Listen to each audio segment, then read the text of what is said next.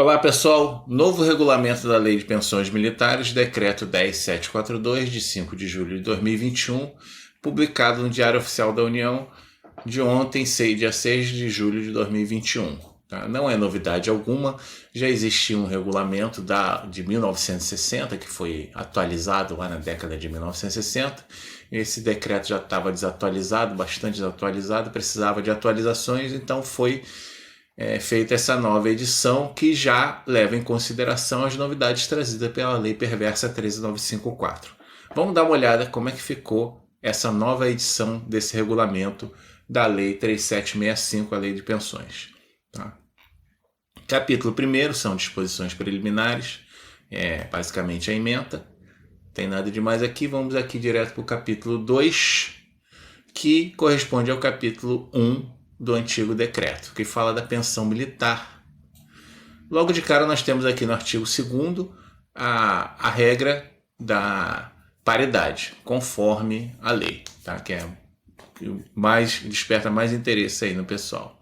Outros assuntos aqui desse capítulo são com o caso da pensão militar em situações de desaparecimento do militar, o extravio, também fala de reaparecimento aqui.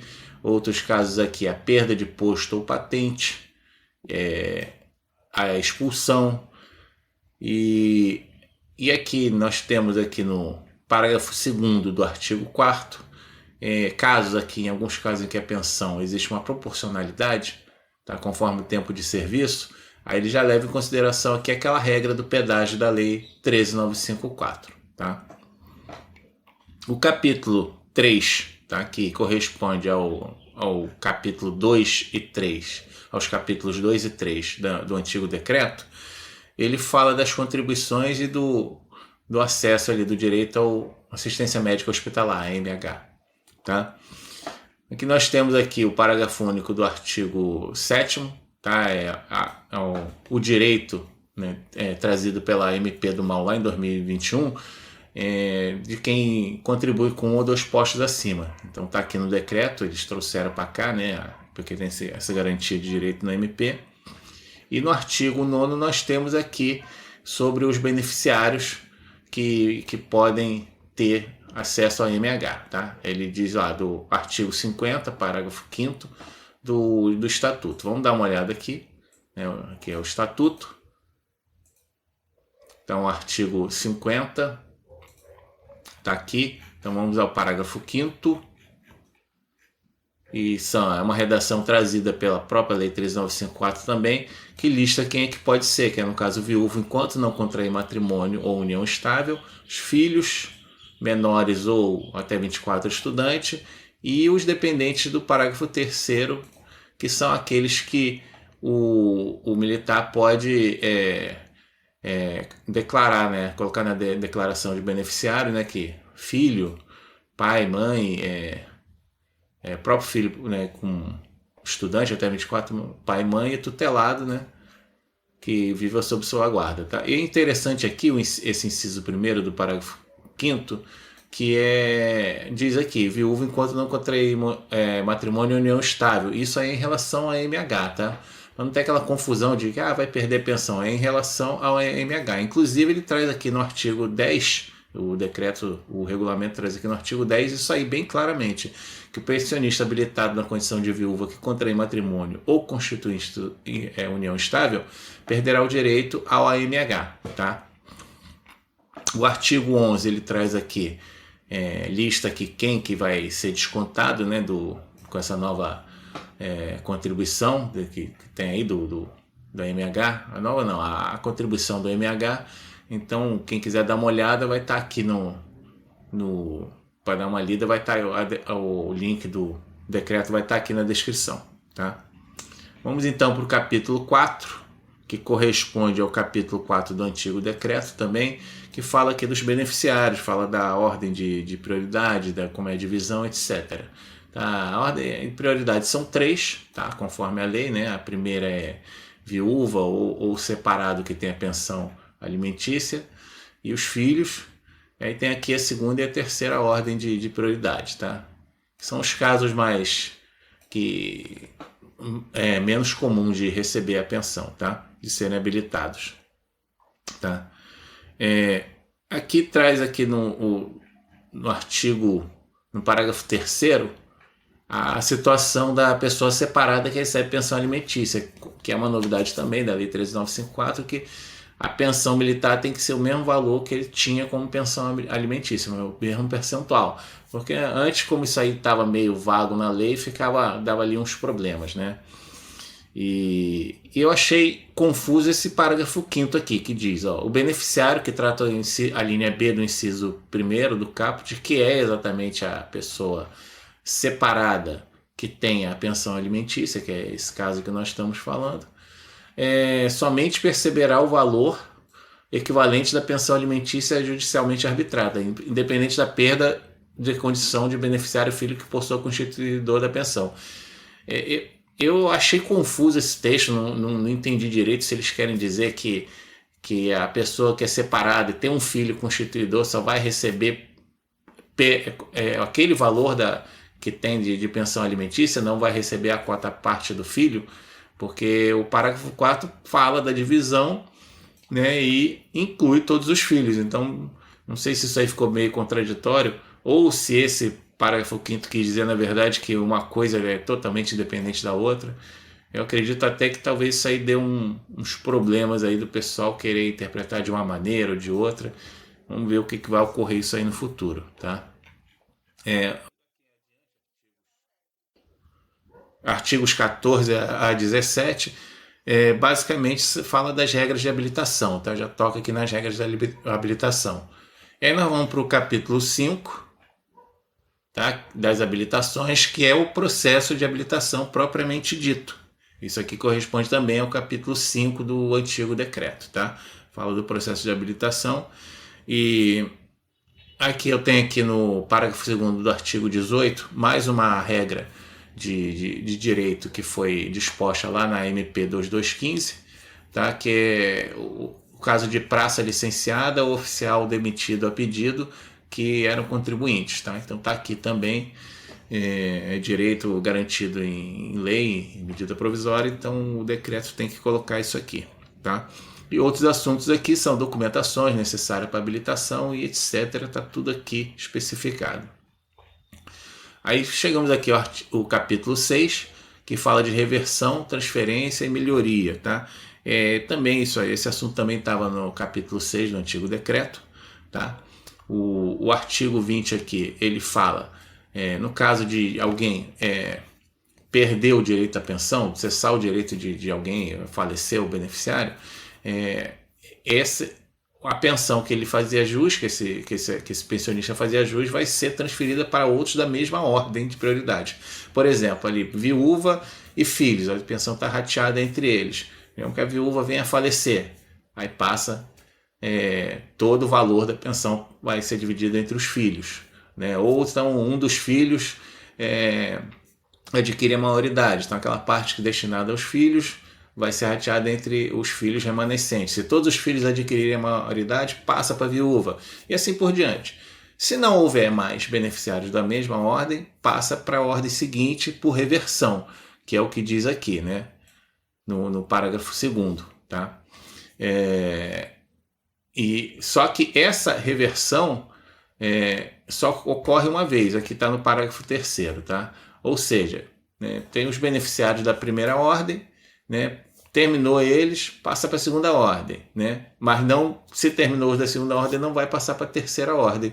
Então, quer dizer, os beneficiários da terceira ordem só vão receber se nunca houve beneficiários da primeira ordem, né? Eles só receberiam se a pensão começou já nos beneficiários de segunda ordem de prioridade.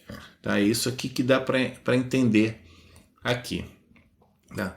O artigo 21 traz os casos de melhoria, que são dois aqui, que é a promoção pós-morte, de acordo com o artigo 21 da 3765, tá? E o reconhecimento póstumo do militar percepção de grau imediato, conforme o artigo 110 do Estatuto, que é aquele sobre incapacidade definitiva por moléstia, que está lá no artigo 108 e tal, né? Então ele traz isso aqui, a pensão poderá ser melhorada nesses casos aqui, tá? Vamos ao capítulo 7, tá? Ele corresponde aos capítulos 7 e 8 do antigo decreto.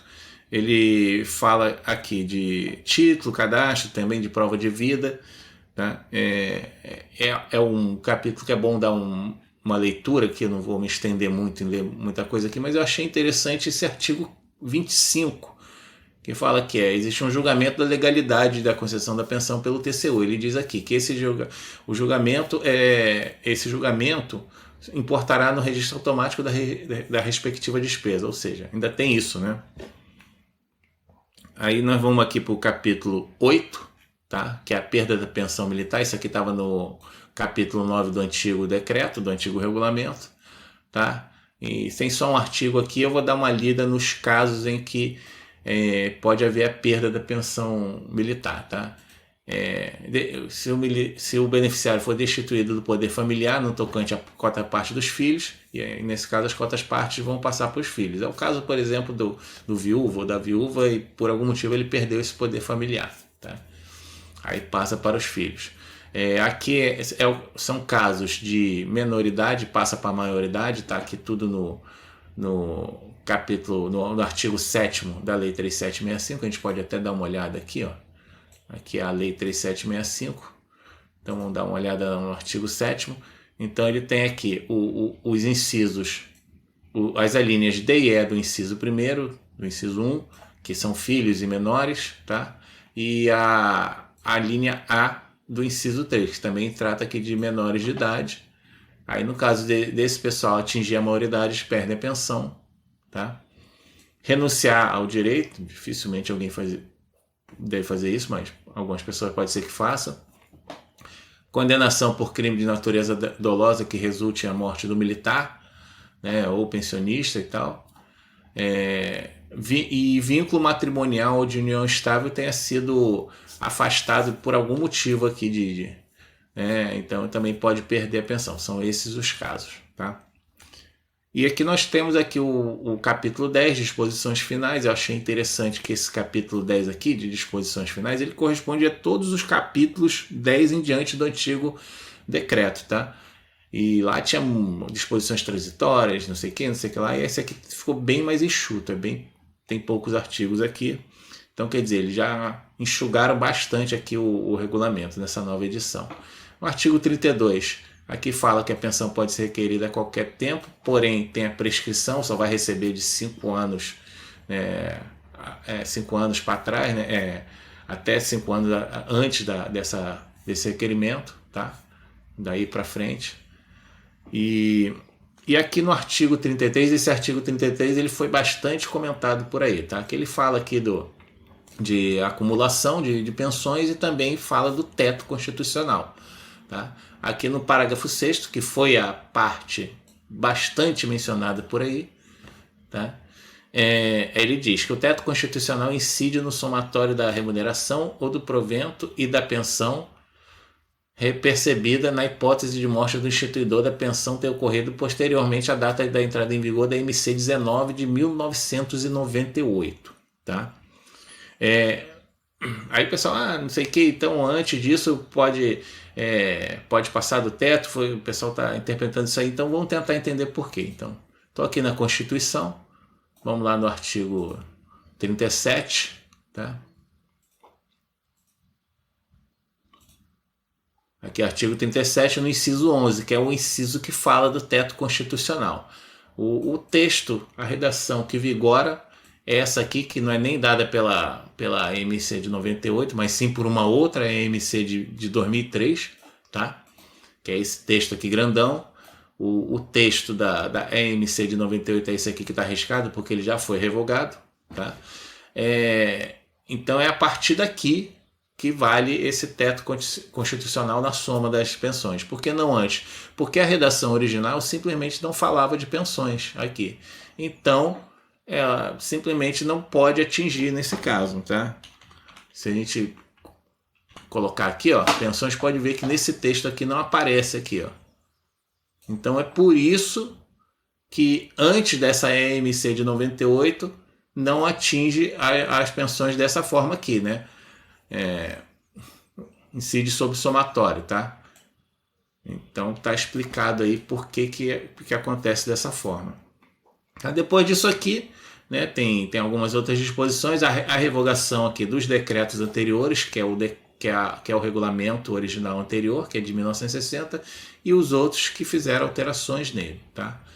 Entra em vigor esse novo decreto no dia 14 de julho, ou seja, daqui uma semana. Tá? Por enquanto ainda vale o decreto anterior. Tá? Então, é isso aí. Depois de mais de meio século, um novo regulamento. Tá? O link dessa publicação aqui no Diário Oficial da União vai estar aí na descrição para quem quiser dar uma olhada mais profundamente, ler e tirar as dúvidas. Beleza, pessoal? Então é isso aí. Um pouco longo porque o texto é grande, mas está aí a apresentação desse novo regulamento da Lei de Pensões Militares. Valeu, muito obrigado e até a próxima.